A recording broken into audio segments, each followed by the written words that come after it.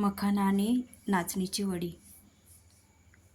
कढईत मखाने घेतलेत, ते आता भाजून घ्यायचे आहेत.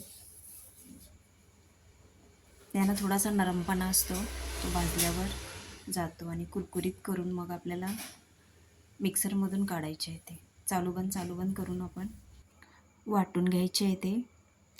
हे बघा असे.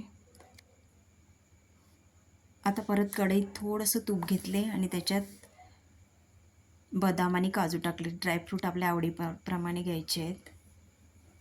मनुका पण घेऊ शकता, अक्रोड, पिस्ता, जे आवडेल ते. खसखस घेतले.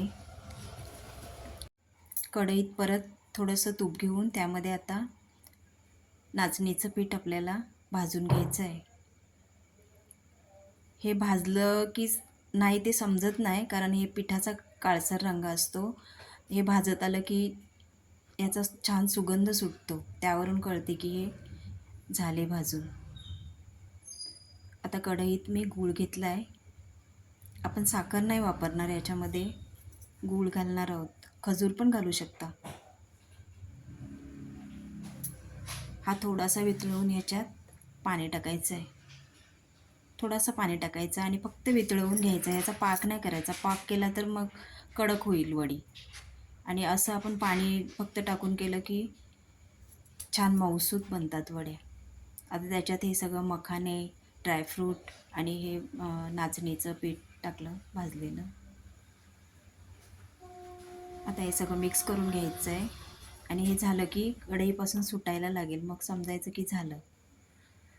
हे बघा झालेलं आहे हे.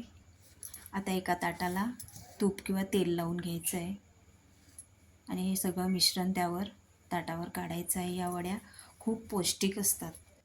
आता हे मिश्रण चमच्याने पसरून घ्यायचं आहे. हे बघा एकसारखं करायचं आहे. रेसिपी आवडली तर चॅनलला सबस्क्राईब करून लाईक, शेअर आणि कमेंट करा. हे बघा हे गरम असतानाच कापून घ्यायचे आहेत वड्या, कारण नंतर त्या पटकन पडत नाही. हे बघा अशा आपल्याला आवडेल त्या आकारात कापून घ्यायचे आहेत. तयार आहेत वड्या.